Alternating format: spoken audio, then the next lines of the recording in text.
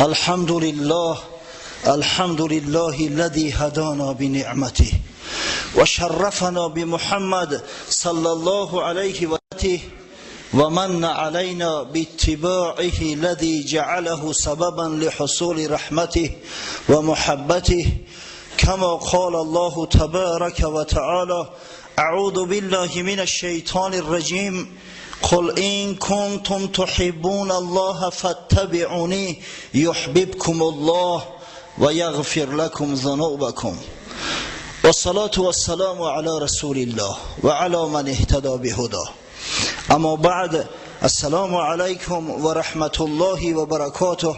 برادران بسیار عزیز گرامی و قدردان، ماه شریف مولود است برای شما و این جمعه شریفه که در این ماه آمده است باز یک بار دیگر تبریک و تهنیت میگویم.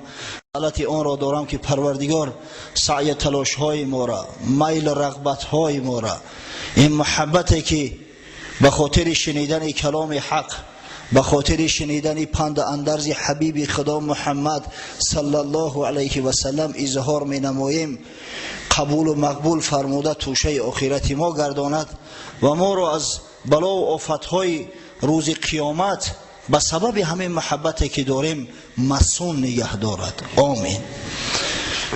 هفته گذشته ما رسیدیم به همون موضعی که حضرت رسول الله صلی الله علیه و سلم تولد شد و گفتیم که این خوشخبر خداوند به تمام جهانیان اعلام کرد. به چند نمود و به چند طریق تمام جهان، تمام شخصایی که یک علم داشتند، دانش داشتند، خواه اهل کتاب بدند، خواه مشرکای بدند که از نجوم و از ستاره ها با خبر بدند، همه فهمیدند که یک تغییرات شده است، یک تغییرات کلیه در دنیا شده است. شاید بعضی ها نمیدانستند که این تغییرات عبارت از چی است، اما همه به یقین میدانستند که چرخی تاریخ دیگر شد، انسانیت به مرحله دیگر قدم گذاشت و این مولود با سعادت رسول الله صلی الله علیه و سلم اگر چنده که در کتاب های تاریخ، در اکثری کتب، در اکثری آثار علما میبینیم 12 ربیع الاول سال 570 میلادی است، یعنی که سال عام الفیل. اما همچنانه که فلک شناسی بسیار معروف و مشهور اسلامی محمود پاشای مصری تأکید میکند و بسیار قیدهای نازک دیگر هم آورده است، انیقترش 9 ربیع الاول سال 571 میلادی است، یعنی 22 اپریل سال 571 میلادی حضرت رسول الله صلی الله علیه و سلم پا به عرصه هستی گذاشت.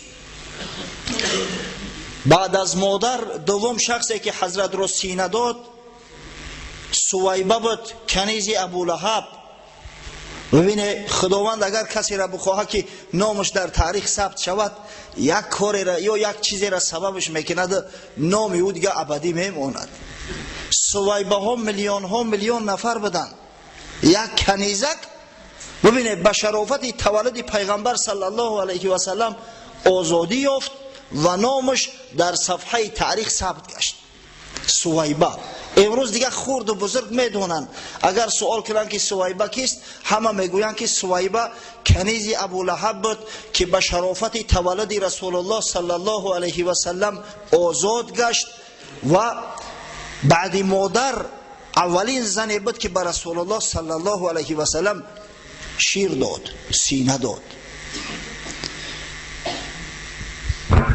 عادت قریش این بود که در نظر دارم اشراف قریش نه همه قدرت داشتن، اما اشراف قریش عادتشان این بود که تفلکای خردساله از برای تربیه و پرورش به دایه ها میدادند. عادتا دایه هایی که فرزندای قریش می گرفتند از قبیله بنی سعد بودند، این یک شاخه حوازین است و این مردم بنی سعد زنها می آمدند به خاطر یک معیشت حاصل کردن، پول یافتن، فرزندان قریشی ها را می بردن، مدت 2 سال تربیه می کردن، بعدا باز گردانده به پدر و مادرشان می رساندن و در بدل یک مبلغ کلانی را صاحب می شدن. باره یک ایده از زنان بنی سعد به خاطر همون مولود قبول کردن، طفلکا را قبول کردن برای شیردهی به مکه مکرمه آمدن. ابن اسحاق روایت میکند از زبان حلیمه بنت ابی زعیب، یکی از همین زنای سعدیه، میگوید که همراه شوهرم، همراه حارث ابن عبدالعزا عازم مکه شدیم که یگان طفلک دسترس کنیم و به شرافت بزرگ کردن همون طفلک صاحب پول شویم، مال شویم. از بس که میگه سالی قحطی بود، بسیار سالی مشکل بود، بالا یک خر سوار بدم، خری سفیدی لاغر، قوت توانایی خیچ کشیدن نداشت، با من در بالا کاری در بالاش سوار، بیچاره خر قفا میماند. همراه ما صدا میکنم که یک لحظه صبر کنی من شما را دیرو کنم. یک بار 2 بار صبر کردن، اما دیدن که این خرک لنگی ما همیشه قفا میماند، دیگر اعتنایی نکردن، در رفتن. همراه شوهرم میگه شوهرم یک شتری سفیدی خراب دیگر داره، میگه همون شتر از مهارش گرفته از یک ماده اشتر، او پای پیاده میرود، من در بالای خر سوار، دیگه در معنی هر دومان گویا پیاده ایم. اومدیم به مکه، وقتی رسیدیم فرزندای پدردار و فرزندای ثروتمند همه را زن و علکه انتخاب کرده گرفتیان. اومدیم که یک طفلک مانده است با نام محمد صلی الله علیه و سلم. در ابتدا میگه قبولش نکردم، وقتی شنیدم که پدر ندارد، یتیم است. واقعا بیچاره یتیما در دنیا بسیار عذاب میکشند، مشقت دارند. کودک که به خاطر پدر مهربانی میکنن، اگر پدر نباشد چی بسا کسای سنگدل هستند که اعتنا نمیکنن. شما ببینید که حتی به حد ظالم شده بودیم که در میان مردم یک عرف است که به همه یتیما بازی نکنه که شما هم یتیم میشه، یا یتیم بیچاره را سرخر میگن. تا به حال رای قول این سخن ها مروج است، اگر چنده که ما زیاده از 1000 سال شد که الحمدلله مسلمان هستیم، اهل دین و دیانت هستیم، خداشناس هستیم. شیخ سعدی از زبان حضرت رسول الله صلی الله علیه و سلم سروده است: مرا باشد از درد طفلان خبر، که در خوردی از سر برفتم پدر. من آنگه سری تاجور داشتم، که سر در کناری پدر داشتم.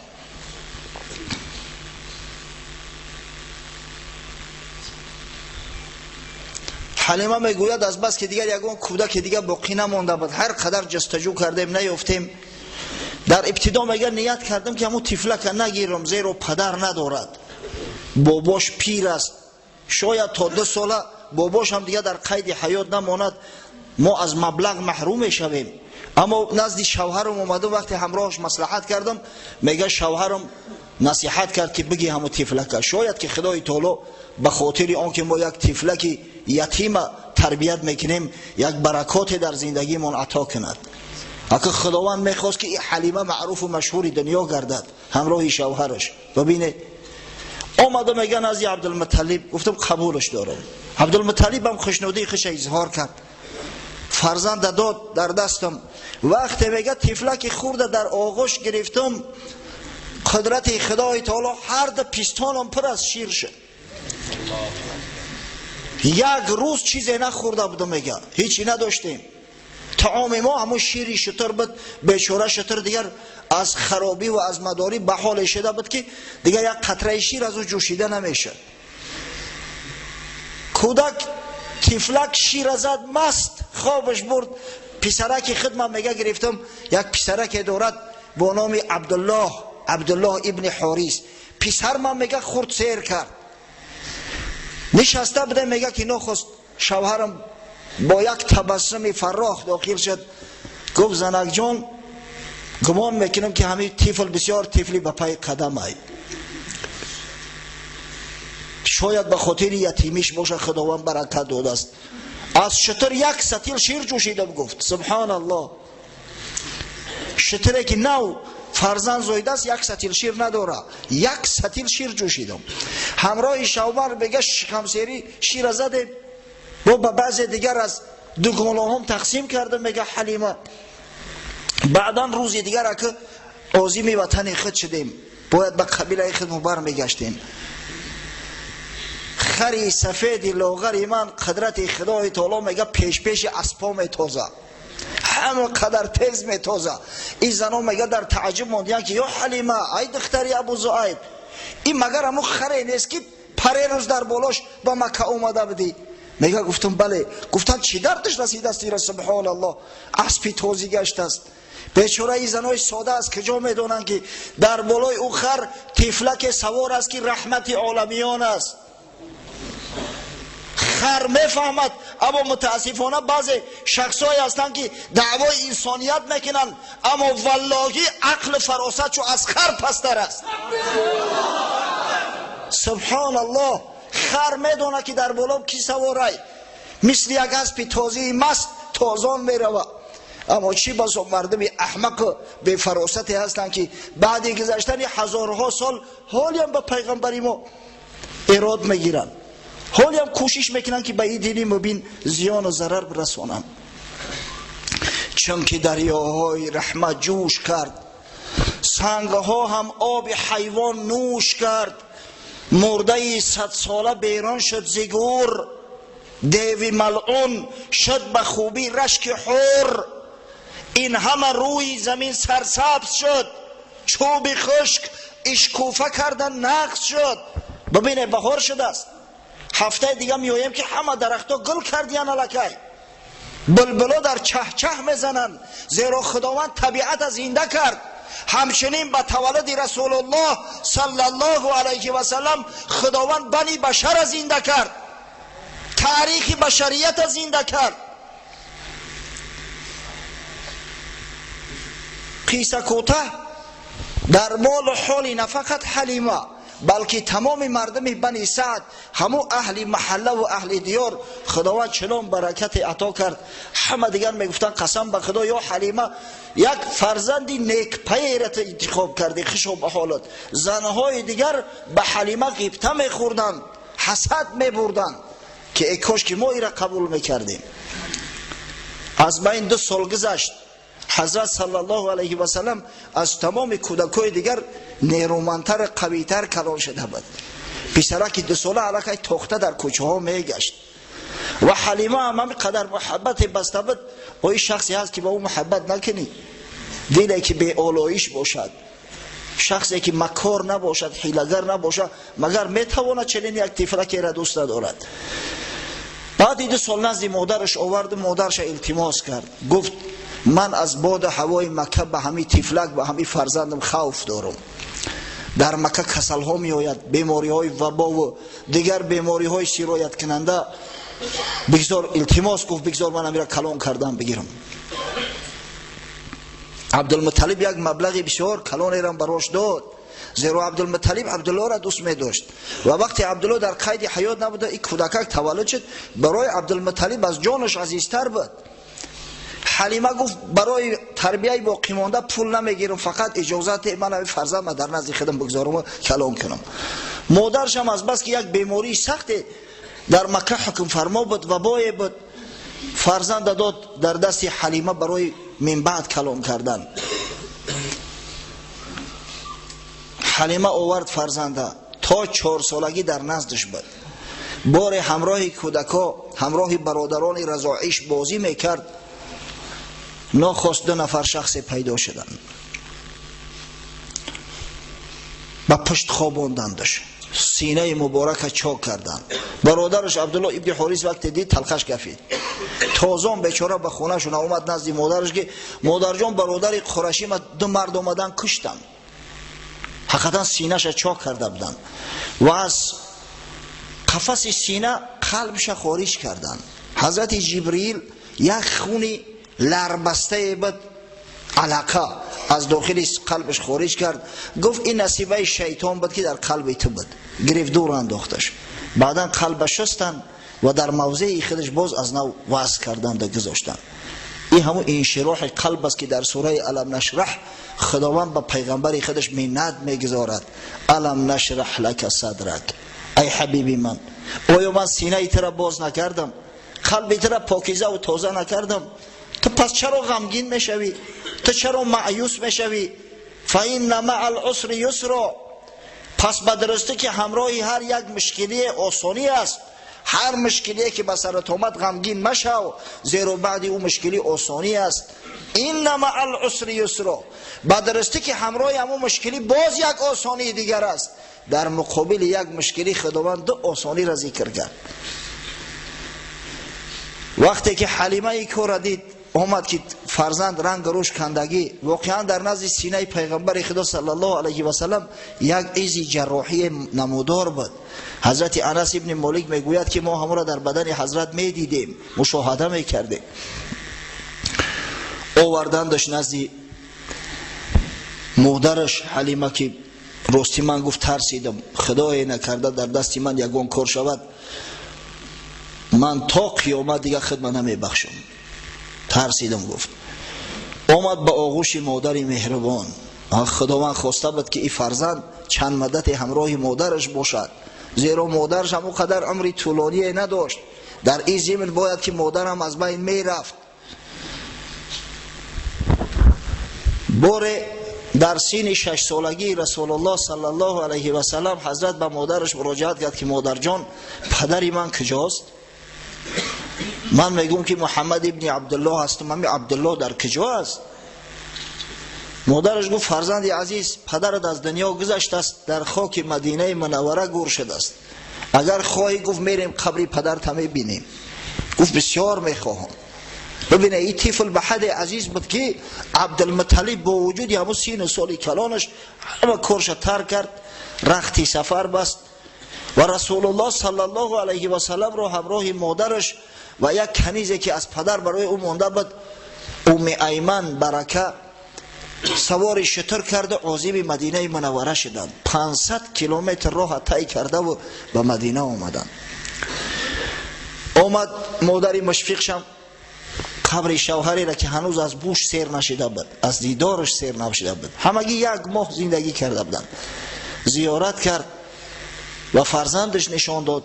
و هنگامی که باز میگشتند قفا می اومدند در منطقه ابوا که بین مکه و مدینه است، مادرش هم از دنیا گذشت. طفل 6 ساله یتیم ماند، از پدر و مادر جدا شد. عبدالمطلب طفل در آغوش خود کشید، آوردش، از فرزندای خود بالاش میگذاشت. از این خاطر بود که خداوند متعال به حبیبش محمد صلی الله علیه و سلم تاکید کرد الم یجدک یتیما فآوی، ای حبیبی من مگر ترا الله بزرگ یتیم نیافت، از پدر و مادر محروم نیافت؟ من ترا مگر معود نداد خداوند؟ مگر برای تو سرپرست صاحب درکی از پدر و مادرت کمی نداشتن وضع نکرد؟ حتی در کتب تاریخ آمده است عبدالمطلب سرور قریش بود. برای او در نزدیکی خانه مکه، خانه کعبه، یک گله میپرداختند، یک فرش بالاش تنها می نشست، در اطرافش پسرای برومندش حلقه زده می ایستادند. کسی اجازت نداشت که در وقت نشستن عبدالمطلب در پهلوش نشیند. اما حضرت صلی الله علیه و سلم وقتی که می اومد عبدالمطلب صداش میکرده در پهلوش میشیناندش. باره امکاش یک کم سیاستش کردن که ای کارا نکن، اگر بابات دعوت هم که کرد نیا، ای بس تو نبیرش میشوی. و وقتی او بابات میشینه ببین که ما مردکای کلان زن و فرزندار در حضور پدر ما نمیشینیم، تو چرا در پهلوش میشینی؟ حضرت 1-2 بار از خجالت نزدیک نشد، اما عبدالمطلب صدا میکرد که کو پسری مرا بیاری، پسر ما پیدا کنی. تا پیداش نمیکردند در پهلوش نمیشیش، آرام نمیگرفت و فرزنداش میگفت که این فرزند این در وجاهتش دیده میشود که این از شما فرق میکند، این دیگر کس است، این از تمام قریش فرق میکنه. انشالله من از الله بزرگ امید دارم که این فرزند ما را یک شخصی برومند بزرگ میکند. وقتی که حضرت صلی الله علیه و سلم 8 ساله و 2 ماهه و 10 روزه بود، عبدالمطلب هم در سکرات مرگ افتید. قبل از وفات پسرش ابو طالب که با پدر محمد صلی الله علیه و سلم برادر شقیقه هستند، از یک پدر یک مادر هستند، صدا کرد و گفت همین فرزند من به تو وصیت کردم یا ابو طالب، اگر خدای نکرده یگان واقعه شود من از تو دامنگیر میشم. به ابو طالب توصیه کرد. حضرت او خودش جان به جان آفرین تسلیم کرده رفت. عبدالمطلب از دنیا گذشت. ابو طالب از پدرش دیده محمد خردسال خوبتر نگهبین میکرد. ببینه عادتا همین ینگه ها کم کم بخیلی میکنن، سختشون میرسه، مخصوصا کودک یتیم باشه در خلوت میپوچنش، گوش تا میتن. اما خداوند که حبیبش دوست میداشت و معواش داده بود، زن ابو طالب فاطمه بنت اسد که خودی این زن اصلا هاشمی است، از زنای هاشمی است، مادر علی. محمد خردسال از علی و عقیل و جعفر بالا میدونست و حد دوستش میداشت. خداوند فاطمه را به اسلام مشرف گردان و این فاطمه مادر علی به مدینه منوره هجرت کرده است، در مدینه گذشت، در قبرستان بقیع به خاک سپاریده شده است. وقتی فاطمه بنت اسد از دنیا رفت، حضرت صلی الله علیه و سلم گریست در بالای تابوتش، گفت خدا رحمتت کنه که تو قسم به خدا جای مادر ما پر کردی. وقتی که تو مرا تربیه کردی من همین بی مادری را احساس نکردم، تو واقعا برای من یک مادر خیرخواهی هستی. بعد دعا کرد که پروردگار رو رحمت مغفرتش کن، همچنانه که این مادر ما را تربیه کرده است. ابو طالب گفتیم که حضرت بسیار دوست می داشت. حتی در تاریخ آمده است که بار میخواست به سفر برایت به جانب شام. ما برای شما چندین مراتبه گفتیم که زندگی مردم قریش، زندگی مردم مکه از حساب همون سفرها بود، سفرهای تجاری میکردن، به قول امروزه برده میرفتن. ابو طالب بار عزم سفر شام کرد. حضرت صلی الله علیه و سلم 12 ساله بود، خرد بود. وقتی ابو طالب میخواست از مکه خارج شود، حضرت نزدش آمد، گفت امک جان مرا به کی پرتافته میرای؟ دیگر دل ابو طالب دب کفانش دب پاره شد. فرزند گرفت در شتر در پهلو شناند، قسم به خدا گفت تا وقت زنده هستم من تو را ترک نمیکنم، تا وقت زنده هستم من تو را ترک نمیکنم، نمیگذارم یک خور در پات بخله. و همراهش گرفته و به شام رفتن. در نزدیکی شهر بصره هنگام ورود به شام یک شهری بود است با نام حیوران. حیوران امروز هم خیوران میگن اگر گوش کنه. و یهودی ها این شهر را ضبط کرده و از مسلمان ها گرفتیم بدبخت ها. منطقه خیوران میگن در تلویزیون. یک راهب زندگی میکرد با نام بحیرا. اصلا نامش جرجس بود است اما تخلصی بحیرا داشته است، به همین بحیرا معروف بود. وقتی که خریستیان ها پاپ شدن، کاردینال شدند، از او بالاتر پاپ شدند، به غیر نامشو باید تخلصی دیگر هم میگیرن. این شخص بسیار آدم معروف و مشهور بود و مردم عرب هیچ حساب نمیکرد، زیرا مشرک بودن، اهل کتاب نبودن. این بار از بالای همون صومعش پایین فرومد، از همون منستیرش پایین فرومد، آمد در میان مردم عرب، همون قریشی ها کاروان که نو فرومده بود، جستجو کرد، حضرت پیدا کرد، دستش گرفت، دستش بوسید، پسری 12 ساله را. گفت هذا سید العالمین و هذا رسول الله رب العالمین یبعثه الله رحمتا للعالمین. به مردم جاهل گفت این سید عالمیان است، این را خداوند پیغمبر عالمیان و پیغمبری مبعوث میکنه و رحمت میشه برای تمام عالم، تمام بنی بشر نجات میده. ابو طالب همراه شیخای قریش تعجب کردن، گفتن ما علمک بما علمت، تو از کجا میدانی؟ گفتن گفت وقتی که از عقبه میفرمده، از عقبه وقتی پایین میشده، تمام سنگ ها و درختان به این سجده میکردند، صلوات میفرستادند. با کار خداوند گوشای شما را کر کرده است، مشرکا نمیفهمه، درخت و سنگ فقط به پیغمبر صلوات میفرستند، فقط در پیش پیغمبر تعظیم میکنند. و ایرا گفت به همون نشانه مهر نبوت که در پشتش است میشناسم، و دست کرده پشت حضرت نشان داد. به مقدار یک سیبکی خورد در زیر شانه راستش مهر نبوت بود، نشان شد که این مهر نبوت است.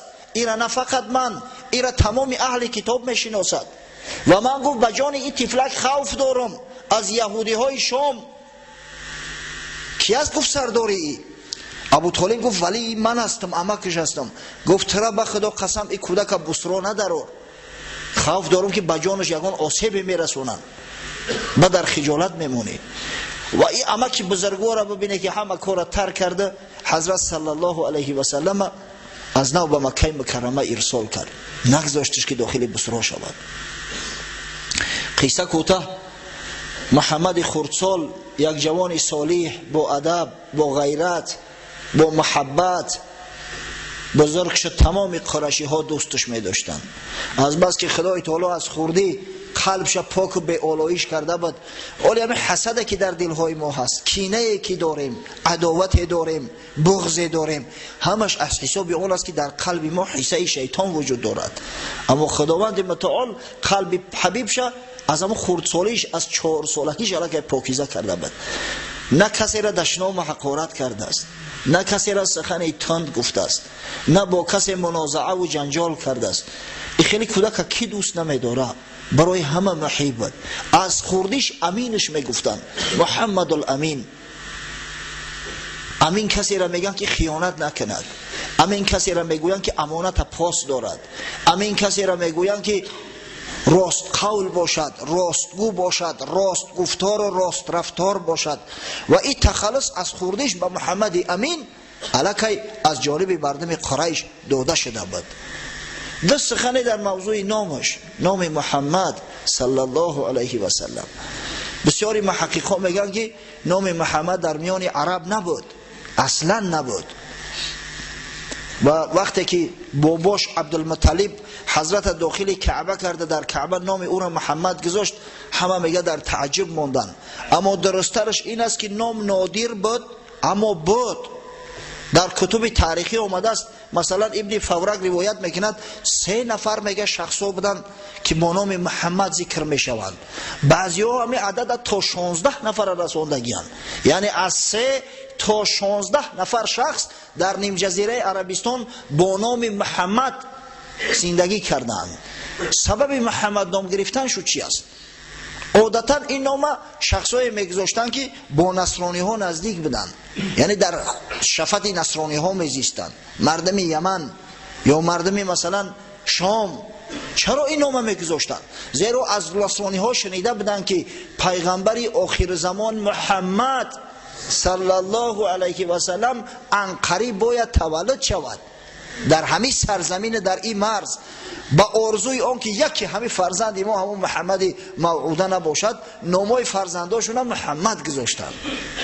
و این عبدالمطلبی که از نصرانی ها و از اهل کتاب فرسخ ها دور بود، خداوند الهامش داد و فرزند در نامش گذاشت محمد صلی الله علیه و سلم. مادرش نامش احمد گذاشته است.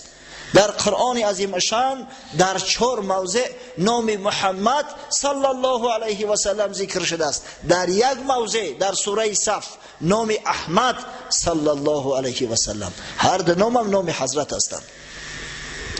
قصه کوتاه، پسر برنادیل کلان شد، اگر چنده که ابو طالب دوستش می داشت، نگهبینش میکرد، اما از بس که میدید که ابو طالب عیالمند است، از امو خوردیش گوسفندای مردم قریش می چرانی، در بدل چند قیرات مزدی که براش میدادن گوسفندبانی میکرد. بعدا وقتی که اندک بزرگتر شد، همراه یکی از تاجر بچه ها با نام صایب ابن ابی صایب به تجارت مشغول شد. در تاریخ آمده است که وقتی صایب ابن ابی صایب به نزدش آمد در روز فتح مکه و با او سلام عرض کرد، حضرت صلی الله علیه و سلم گفت خوش آمدی، رفیق بسیار خوبه بدی در تجارت همراهی من. و وقتی که سین مبارک به 25 رسید، خدیجه بنت خویلد زیباترین زن قریش، ثروتمندترین زن قریش، زنی که به حد آبرو و عزت داشت که در دار و ندوه، در دار ندوه هم حتی میرفت مصلحت مشورت میداد و هر سال برای تجارت کاروان میفرستاد. این بار وقتی که به طلب یک نفر شخصی که امین باشد کاروان را برده به منزل مراد رساند و بعد بازگشت کند و در مال خیانت نکند افتاد، با او توصیه کردند که همین محمد جیان ابو طالب به کار گیر، بسیار شخصی امین است، با صلاحیت است، از تجارت هم با خبر است، جوانی با ادب است. از بس که خدیجه نمیشناخت محمد صلی الله علیه و سلم را، از این خاطر غلام خود میسره را همراهش کرد. گفت مواظب باش، ببین که من این آدم نمیشناسم، مبادا خیانت نکند. میسره در مدت سفر تا به شام خود عاشق شیفته محمد صلی الله علیه و سلم شد. رفتار و کردار او را دید، سخنهای شیرین او را دید، معامله و مناسبت او را دید. وقتی دید که برای مال خدیجه که موکل است، این را وکیل انتخاب کرده است، چقدر سعی تلاش میکند و بعضی چیزهای دیگر هم پیخست کرد. آدمی به عقل و به فراست زود همین چیزها را درک میکند، اما آدمی به عقل و به فراست مثل خر زعم کرده و به میشینه. میسره هنگام سفر دید که بعضا وقتی که آب شد تمام میشود، قدرت خدای تعالی در صحرای بی آب و در گرمی تابستان ابر پیدا میشود و میبارونه. پیخست کرد که بعضا در جاهایی که یگان سایگی نیست برای استراحت فرود میآیند، ابر میآید بالای سر رسول الله صلی الله علیه و سلم میگیرد. همین چیزا را احساس کرد. وقتی بازگشت کردند نزد مادرم اومد، به حد توصیف کرد محمد صلی الله علیه و سلم که خدیجه مادرم عاشق زار شد، زنی که تمام قریشی ها خواستگارش بودن، همه صدها آدم به خواستگاری آمده بود، اما گفته بود من دیگه شوهر نمیگیرم. عاشق شد به حدی که ببینید زن اصلا یک عفت دارد، شرم و حیا دارد. یک دگانه داشت با نام نفیسه بنت منیه. دعوتش کرد، گفت من چیکار کنم که دیگه دلم آرام ندارد، بی صبر و بیقرار شدم. نفیسه در خلوت حضرت صدا کرد، گفت که زن نمیگیری یا محمد؟ آخه سین سالت به جای رسید است، 25 ساله شدی تعالی که. گفت زن میگیرم، نه که مشکل تر است مهر زن مهیا کردن و یک زن صالحه پیدا کردن. گفت خدیجه را دیدی؟ گفت دیدمش. گفت چه خیلی است؟ گفت بسیار زنی صاحب جمال، با کرامت، با شرافت. گفت میل نداری خدیجه را بگیری؟ گفت مگر خدیجه مرا میگیره؟ تا گفت خواستگار بفرست، خدیجه راضی میشه میگیرد. آمد نزد عمکش ابو طالب. ببینه یک هفته پیش در حصار بودیم، یک برادر حاجی سوال کرد که آخه حضرت صلی الله علیه و سلم اینقدر خوشرو بود است، حسن جمالش از حسن جمال یوسف زیباتر بود، پس چرا از خودش کلان زن گرفت؟ من در جواب گفتم که دادر جان، اگر تو خدیجه مادر منمی دیدی هرگز این کلمه را به زبان تلفظ نمی کردی. چی بسا زنایی هستند که از 100 دختری باکره زیباتر هستند، مگر همین را ندیده؟ تصور کنه که بعضی زنایی هستند خاصتا همین برای زن زیبا را ایام تراوت و شکوفاییش از همین 30 تا 40 سالگی است، پره خشرون می شود. عادتا دخترها خرابتر می شوند، قاقی قاقله. نه که وقتی که زن اگر زیبا و صاحب جمال باشد تا چند وقت خچ پر کرد به نهایت صاحب جمال می شود. به حد مادر و خوشرو بود که در قریش زن به زیبایی او نبود است، همه مردها شیفتش بدن. با نزد ابو طالب عمکش وقت این سخن گفت، ابو طالب گفت بچم خدا داد خشا به حاله. آمد خواستگاری کرد و مادرم خدیجه به نکاح حضرت صلی الله علیه و سلم در اومد و جان و مال خودش فدای حضرت کرد. جان و مالش در خدمتش قایم بود، به حد حضرت دوستش می داشت، به حد دوستش می داشت. بعد وفات بیبی خدیجه تصور کنه که تا زمان بیبی خدیجه مادر و زنده بود حضرت آرزوی زن نکرده است. در قریش که در اونجا زن گرفتن و زن طلاق کردن بازی شب بده کرده بود، آرزوی زن نکرد. بعد وفات مادرمو در نزد زنهاش بعضا وقت سخن از بیبی خدیجه مادرمو می افتید، به حد تعریف توصیفش میکرد حضرت بعضا از چشماش اشک جاری میشد است. بی بی عایشه مادرمون میگه که ما غرت علی احد من نساء رسول الله صلی الله علیه و سلم ما غرت علی خدیجه. به هیچ زنی حضرت صلی الله علیه و سلم اینقدر رشکی که به بی خدیجه داشتم نداشتم. میگه رشک می اومد. بی بی خدیجه که پیش بی بی عایشه مادر ما از دنیا رفته است، بی بی خدیجه که بی بی عایشه ندیده است را، اما میگه به حد تعریف توصیفش میکرد حضرت که رشکی من می اومد. خوشا به حال کسی که خدای تعالی ایت زن صالحش بده. واقعا همین شیر مردا را زنها شیر مرد میکنن، شیر زنها شیر مرد چون میکنن. پس هر کدامت که باشه دائم دعا کنه که خداوند صاحب زن صالح هم کن. یک برادر این سحر در تلفن ما پول گذرونده است، التماس کرده است که یک دعا کنه دست جمعانه در روز جمعه که یک زن صالحه خداوند نصیبم بگردونه. پروردگار به این برادر، به تمام برادرایی که در آرزوی زن صالحه هستند، خواه جوان باشن خواه پیر، خداوند جفتای صالح سالم نصیب روزی گردان. آمین یا رب العالمین. به همین طریق حضرت صلی الله علیه و سلم تا سن 37 سالگی به زندگی مشغول بود، به تجارت ها مشغول بود، تا اینکه باری اول در سن 37 سالگی رؤیای صالحه دید. رؤیای صالحه یعنی خوابی که مثل روشنایی صبح روشن است، در ذهن در یاد آدم میماند.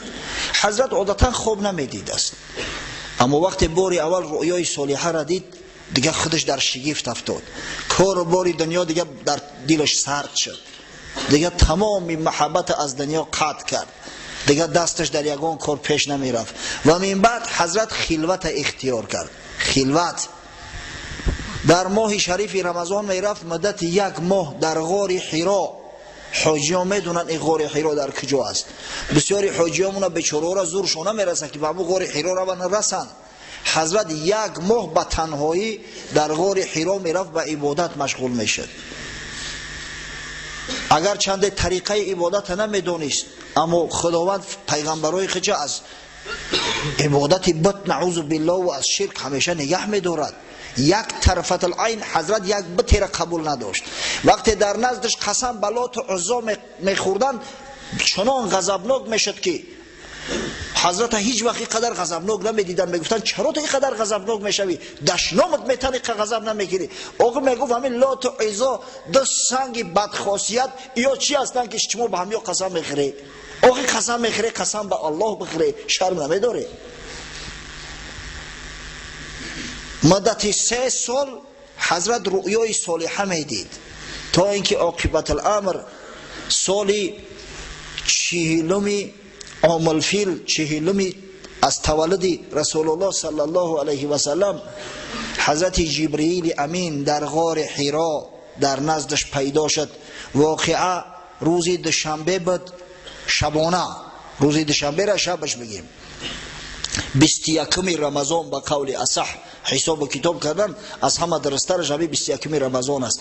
و همچو فلق صبح حضرت جبرئیل امین در نزدش حاضر شد، گفت یا محمد صلی الله علیه و سلم اقرا، بخوان. گفت ما انا بقاری، من گفت خطخوان نیستم، هیچی را نمیدونم. حضرت میگه جبرئیل آغوشم کرد، چنان زیر کرد که گمان کردم که از تمام وجودم قوت دیگه همه از بدنم ترک شده رفت. باز میگه در زمین گذاشتم، گفت اقرا، بخوان. با میگه در جواب گفت من قاری نیستم، چرا بخونم؟ باز باری دیگه آغوش کرد، میگه به همون شکل چنان فشار امداد که گمان کردم آسمان و زمین به هم دیگر سایش یافتن. باری سوم وقتی گفتم ما انا بقاری، من قاری نیستم، گفت اقرا بسم ربک الذی خلق خلق الانسان من علق اقرا و ربک الاکرم الذی علم بالقلم علم الانسان ما لم یعلم. اول چیزی که از قرآن عظیم شان با رسول خدا محمد مصطفی صلی الله علیه و سلم نازل گشته است همین 5 آیه اولی سوره اقرا است. از بس که امروز ما اعلام کردیم که انشالله روز مولود است، الحمدلله که هر هفته ما مولود است، اما امروز از بس که ما از دیروز اعلام کرد، از هفته گذشته اعلام کرده بودیم و در مجلس ما دادرم قاری شمشاد جان هم شرکت داره، انشالله الحال بلنگویا که در دست قاری شمشاد جان میتم تا چند نعت در وصف حبیب خدا محمد صلی الله علیه و سلم انشالله قرائت کنه و ما و شما حلاوت بریم. قبل از او که نعت ها را میخواند همون از سوره یوسف یک چند آیت چه اگر طلبگارا بسیار هستند، تشنه ها زیاد هستند، انشالله خواهش میکنیم با تلاوت قرآن تبرکاً شروع میکند، بعد چند نعت برای ما و شما میخواند. و آخر دعوانا ان الحمد لله رب العالمین.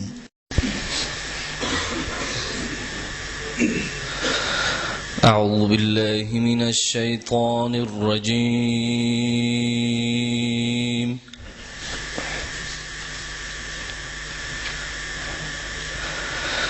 بسم الله الرحمن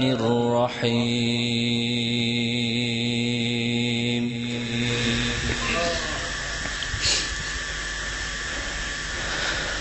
ألف لام را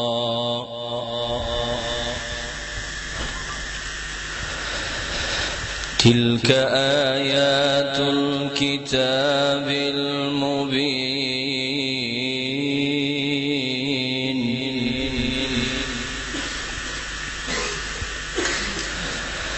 إنا أنزلناه قرآنا عربيا لعلكم تعقلون.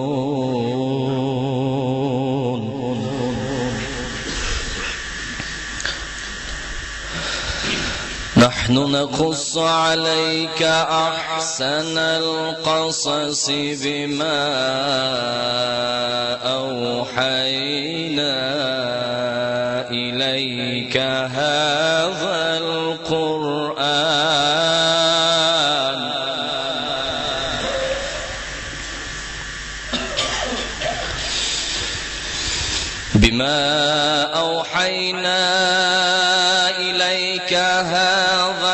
القرآن وإن كنت من قبله لمن الغافلين.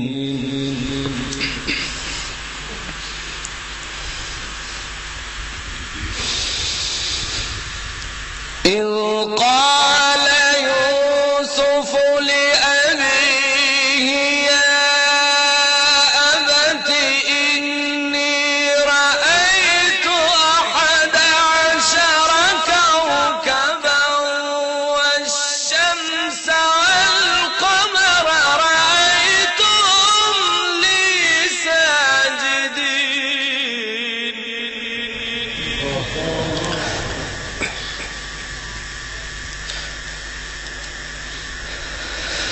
نحن نقص عليك أحسن القصص بما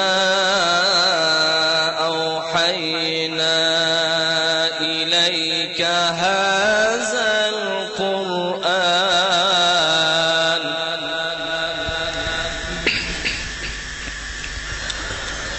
وإن كنت من قبله لمن الغافلين.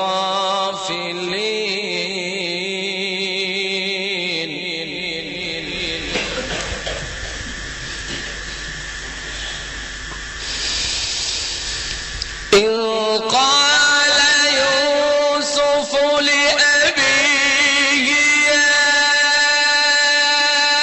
أبت إني رأيت 11 كوكبا والشمس والقمر رأيتهم لي ساجدين.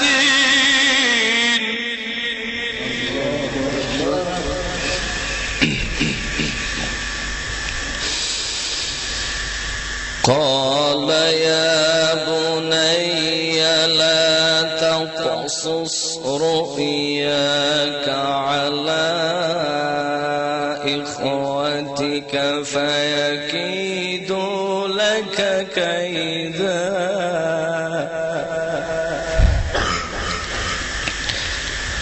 إن الشيطان للإنسان عدو مبين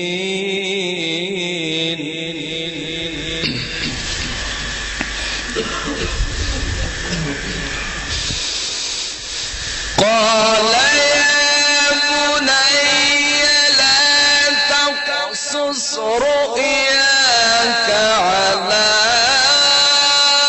إخوتك فيكيدوا لك كيدا إن الشيطان للإنسان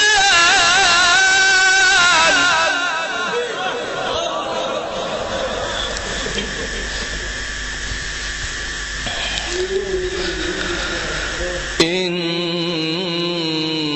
الشيطان للإنسان عدو مبين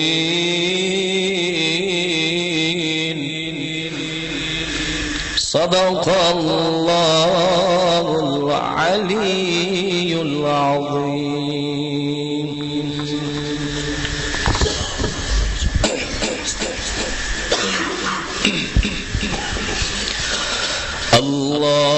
اللهم صل وسلم وزد وبارك على رسول الله وآله الأطهار على رسول الله وآله الأطهار. ای چهره زیبای تو رشک بتان آزری هرچند وصفت میکنم در حسن از آن بالاتری آفاق را گردیدم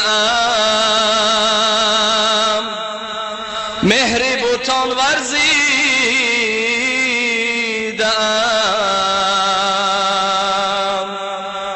بسیار خوبان دیدم اما تو چیز دیگری صورتگری زیبای چین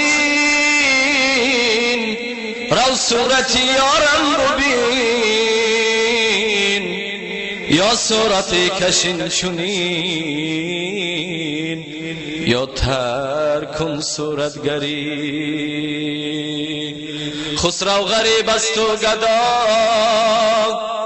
افتاده در کوی شما شاید که از بحر خدا سوی غریبان بنگری مرحبا ای سیدی مکگی مدنی عربی جان و دل باد فدایت آه چه عجب خوش لقبی منی بدل با جمال تو عجب حیرانم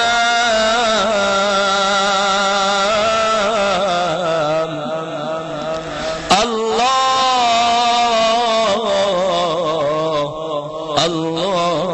چه جمال است با این بلعجبی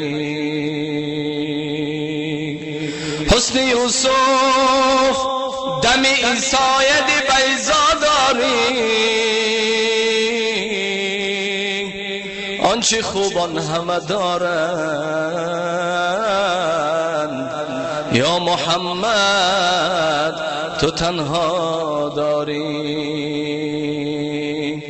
یا رسول الله با حاجت آمدیم نزدیک شما، آرزو داریم که بینیم یک نظر روی شما. یا رسول الله توی قاضی حاجات همه، ناامید هرگز نشد کس از سر کوی شما. یا رسول الله با وقتی هر نماز و هر دعا قبله میخواهم که باشد تاخ ابروی شما. یا رسول الله با عبدالله انصاری نگر، یا رسول الله با عبدالله انصاری نگر، در گلستان حقیقت گشت مجنون شما. یا رسول الله یا محمد یا محمد، یا رسول الله یا محمد یا محمد، یا رسول الله یا محمد یا محمد، یا رسول الله یا محمد یا محمد. شهر مکه ستاره باران فرا گرفته زمین تو، شهر مکه ستاره باران فرا گرفته زمین تو. آمد امروز رضای بعثت به شانهای ختم رسول، آمد امروز رضای بعثت به شانهای ختم رسول. یا رسول الله یا محمد یا محمد، یا رسول الله یا محمد یا محمد. آشنای سر خدایی که بر رسولان سر آمدی، آشنای سر خدایی که بر رسولان سر آمدی. از همه بار باد عزت سپرگهت سینه دست زدی. یا رسول الله یا محمد یا محمد، یا رسول الله یا محمد یا محمد. آمد یک رهبری بگفت یا محمد سخی بگفت، آمد یک رهبری بگفت یا محمد نبی بگفت. فرش راحت عرش برین محبتت حبل متین، فرش راحت عرش برین محبتت حبل متین. خنده جنت آفرین، خنده جنت آفرین، خنده جنت آفرین، خنده جنت آفرین. یا رسول الله یا محمد یا محمد، یا رسول الله یا محمد یا محمد. اللهم صل وسلم وزد وبارك على رسول الله وآله الأطهار، على رسول الله وآله الأطهار. بارک الله بارک الله. خداوند برادرم قاری شمشاده که واقعا یک محبت خاصه دارد هم به حضرت رسول الله صلی الله علیه و سلم و به هم به اسلام و خاصتا به همین مسجد ما از جمیع بلا و آفات نگهبانش باشد و خداوند صداش بازم شیرینتر و گواراتر و از بازم بلندتر و طنین اندازتر گرداند و خداوند توسط گذراندن جشنهای مولودی حبیبش محمد صلی الله علیه و سلم محبت مونه، محبت حقیقی کند. افسوس صد افسوس که حالی از محبت حقیقی فرسخ‌ها دوریم. افسوس صد افسوس حالی ما نو شاگرد هستیم، قدم های اولین در این راه در این جاده میگذاریم. اون محبتی که صحابه های بزرگوار حضرت صلی الله علیه و سلم داشتند، اون محبتی که تابعین تبع تابعین داشتند، اون محبتی که قسم به خدا سرورای این ملت، رهبرای این ملت در طول تاریخ بشر داشتند، از 1001 اگر خداوند به ما و شما نصیب گرداند انشالله جنتی میشیم، انشالله سرمان به آسمان میرسد. پروردگارا در این ساعت که ساعت رقت قلب هاست، در این ساعت در این مکان مقدس که خانه توست، در این ماهی بزرگ با سعادت که ماهی مولود حبیبت محمد صلی الله علیه و سلم است، همین محبت کودکانه، محبتی که نو گام میگذاریم قایم و استوار گردان. پروردگارا محبتی خود و محبت حبیبت محمد صلی الله علیه و سلم و محبت این دین بزرگ که در قلب هر کسی انداختی انشاءالله لذت ایمان چشیده است، مزه ایمان چشیده است، ما را از او به نصیب نگردان. پروردگارا امید به رحمت و مغفرت داریم.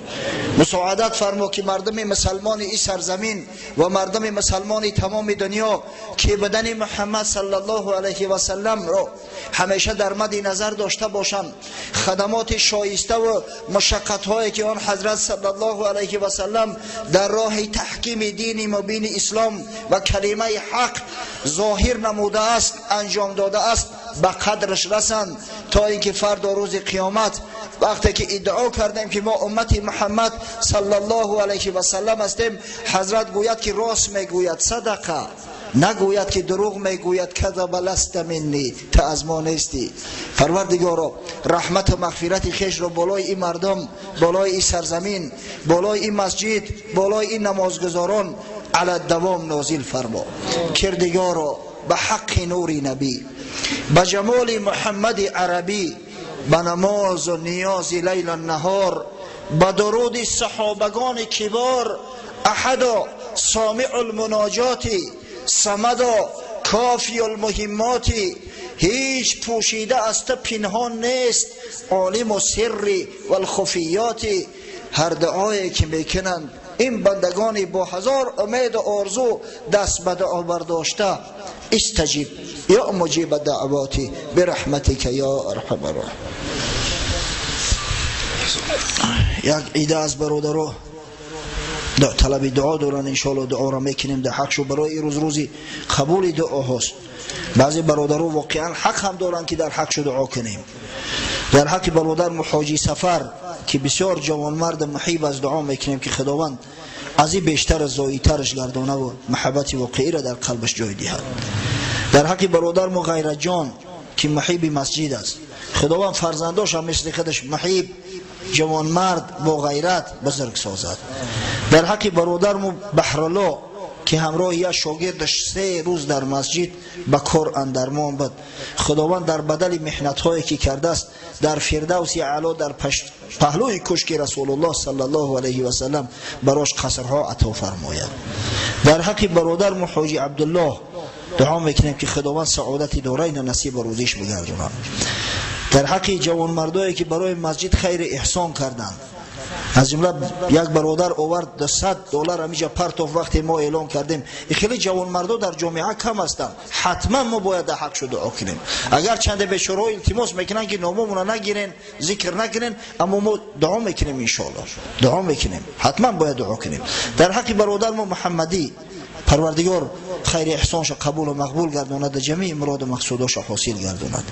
در حق یک عیده از برادرای بعار و به ناموس محله که همیشه قایم هستند و مأموریت مسجد با عملهای خیرشان دستگیری میکنند، دعا میکنیم که خداوند هرگز خواری را نبینند، هم حیاتی که دارند همیشه سرسبز و خرم باشند. در حق بابای بیان دعا میکنیم، زوجش بیمار است، خداوند برای شفای کامل و عاجل عطا فرماید. خب در حق برادر حاجی عبادالله که برادرش بیمار است برای طبابت به ایران برده استش خشب به حال برادری که برادرش برای طبابت جراحی به یک مملکت دیگر میبره. این خیلی عملها در ما کم شده است. اگر فرزنداشون نبرن هیچ که آرزوی برادر نمیکنن. دعا میکنیم خداوند همین جراحی را به خوبی انجام دهد، پروردگار با سری بلند با آبرو و عزت بازگشتن به این برادرها به وطن نصیب گرداند. در حق برادر مدملو احکام دین، در حق قاری محمد جان دعا میکنیم که پروردگار سعادت دارین نصیب روزیشان گردانیم. یک عیده برادرها مبلغی پولیشون ننوشتن، نامشون ننوشتن. من نامشون میخونم دعا میتونم مبلغی پولیشون نه. در حق برادرمو بهادر جان دو تا بهادرای، بهادر یک بهادر دو. در حق برادرمو فردوس جان، در حق برادرمو احمد جان، در حق نورالدین جان دعا میکنیم که خداوند خیر احساناتشون قبول و مقبول گرداند، جمیع مراد و مقصوداشون حاصل بسازد. آمین. در حق برادرمو حاجی حسن‌الدین که عزم سفری بیت المقدس دارد دعا میکنیم که پروردگار سفرش سفری مبارک گرداند و در همون مکانی بزرگ در مسجد اقصی دعا کردن در حق مسلمانای این سرزمین فراموش نکند.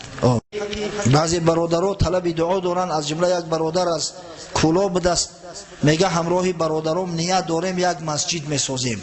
خداوند این نیت خیرشون به خوبی انجام دهد. ان شاء الله به مجرد همین نیت الکی ثوابش گرفته است. اگه خوشو به حالش که اگر کارش به صوبان میرسونه ان شاء الله کسی به خاطر خدا مسجد میسازد یا کسی در مسجد سهم گذاری میکند، این بزرگترین صدقه جاریه براش است. تا وقتی که اون مسجد است اجر ثواب براش میرسد. خوشو به حالش و فردا روز قیامت خداوند صاحب قصر ملکا در فردوس اعلی او را میگردونه. عموما مجموعا دعا میکنیم پروردگارا در این ساعت که ساعت اجابت دعا است، دعای بندگان عاجز خیش را به درگاهت قبول و مقبول فرما. پروردگارا اسلام و قوت و عزت و توانایی ببخش. پروردگارا این راهی حق، راهی صراط المستقیمی که امروز ما انتخاب کرده ایم و اختیار کرده ایم، نگذار که هیچ یک شیطانه، نه شیطان جنی و نه شیطان انسی ما را از این صراط مستقیم منحرف گرداند. پروردگار ملک سرزمین ما را آبادان گردان. پروردگار صلح صلاح که الحمدلله سبب قدر آبادانی است، سبب امر به معروف و نهی از منکر کردن های ما و شما است. خداوند این صلح ثبات ثابت و پایدار در این مملکت استوار نگه دار. ربنا افتح بیننا و بین قومنا بالحق و انت خیر الفاتحین. ربنا آتنا فی الدنیا حسنه و فی الآخرة حسنه و قنا عذاب النار برحمتك یا ارحم الراحمین.